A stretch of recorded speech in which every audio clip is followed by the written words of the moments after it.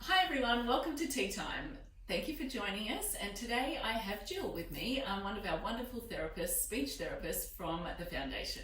I'm really excited to have Jill join me today because this is an area that we get asked a lot. We get asked questions about language development and what we can do as families to support children and their development. So let's start with, what is language development? So language development is such an important part of our child's development. And it starts all the way from when children are little babies. Basically, it involves our children learning to express themselves and also to understand the world around them. And as our children grow into the early childhood years, we use language for lots of different purposes. So for social reasons, making friends, telling stories, thinking and problem solving. And then it's also a critical step in literacy, so to help our children learn to read and write. For me as an educator, it is such an important area of development, because if we don't sort of focus or understand the importance of it, it can lead to children having challenges with their behaviour that they just can't manage because they get so frustrated. That's right. Yeah. So what would typical language development for a young child be? Yes, so typical language development, I often really like to refer to the language milestones. So what a milestone is that it's a document which helps guide us to understand what our child should be saying and what our child should be understanding according to their different age. So let's go right to the beginning when we have little babies, and even before they talk, they actually learn so much about language through eye contact, through gestures, through our facial expressions, and they're also really understanding about the world around them as well. So, if you call your little baby's name, they can, look and turn towards you. Then as we hit the ages of 1 and 2, this is where we see some words come out. And this is really an exciting time. And children learn to communicate for all different types of reasons. So telling us what they want, telling us what they don't want, so saying no quite a lot. One of the first words you will hear. Yes. And then they start to use language for social reasons, like, waving hi and bye. Then as we move on to the years of 3 and 4, this is where we get down to that real nitty-gritty side of language development. So much happens between these 2 years. So this is where we see children have a really big vocabulary. They're using longer sentences. They're using some grammar rules. And it's okay if you still hear your child making some little mistakes, like, he runned away. And that's totally fine because our children are still learning. And they're also answering and understanding some more WH questions. So what's that? Where did daddy go? Year before school. So this is when children go into the leopard's room.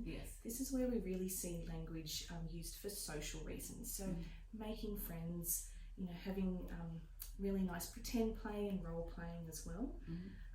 And this is where we start to see them actually retelling us stories. So what they did on the weekend, where they went on their holiday. Very entertaining for us. Some of the stories we've been told here, parents at home might wish we weren't told, or their versions of it. It's the language it's such a delightful area of development. That's right. So what are some of the things that families at home can do to support children with their language development? That's a really good question. So I've actually thought about some top 3 tips.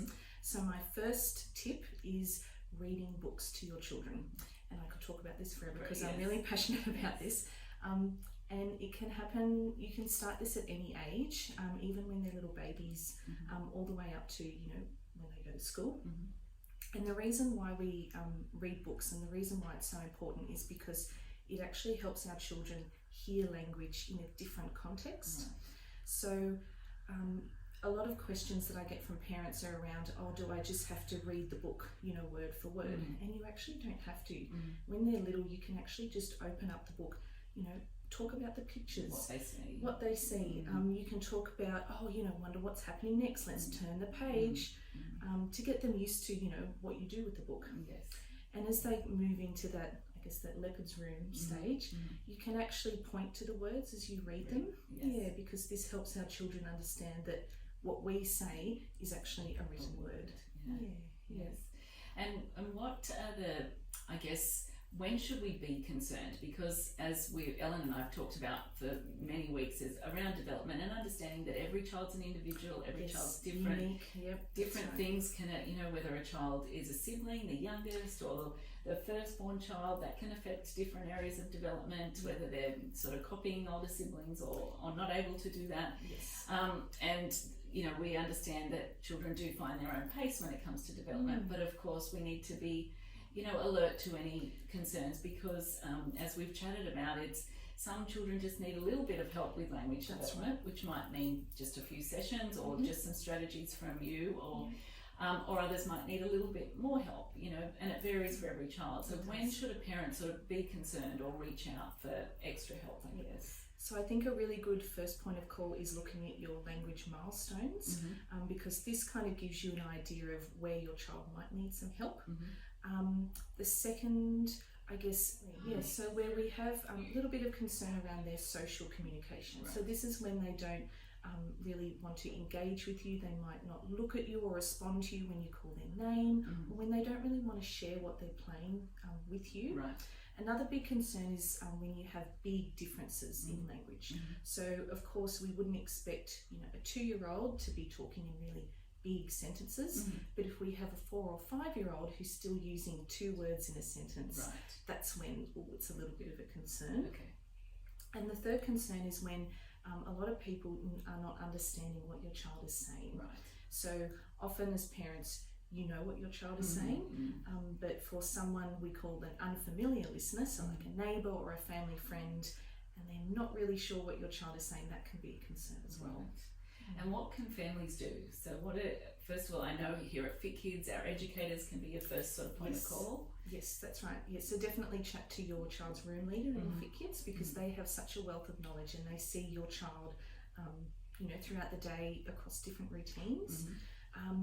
Another thing, kids can also reach out to you for extra support, and we've got speech screeners coming up. Yes, correct. Yes, so at our centres, especially at Rouse Hill and at Vineyard, we actually have a speech clinic, and that runs here every Thursday. So if you have any concerns, chat to your room leader, chat to your director at the centre, and they'll reach out to us. And we actually provide free speech and language screeners here at Fit Kidz. And so what would happen in a screener? So what happens is that you'll be attending the screener with your child, and we'll engage in some real play-based assessments, and we'll chat to you as a parent about what you're concerned about. Then we'll write up a bit of a summary report and really chat to you about, you know, where we think your child is at. And of course, this, like you said, Mel, it doesn't mean that, you know, your child definitely will need speech therapy ongoing. It could just mean a couple of sessions, or it could mean, you know what, let's just give you a couple of strategies and we'll touch base with you in like 6 months' time. And this is the thing, isn't it? And you know better than anyone the importance of early intervention. Doing something now, because when we get to school, teachers have big classrooms, we don't have the time to work on some of these things that can be fixed. And that's right. Children can be more confident to step into school, and I think I always talk about the need for our little people to be confident, you know, and have that sort of self-esteem when they make that transition to big school. And I think their language is so essential. That's right. And I hear so often from parents, the wait and see method. I'll wait until they get to school, or you know, we'll just wait and see. But as we know, early intervention is the key, and the earlier that we help our children, the better the outcomes will be for them. Great. Well, thank you for being here today. Thanks for joining us. Bye-bye.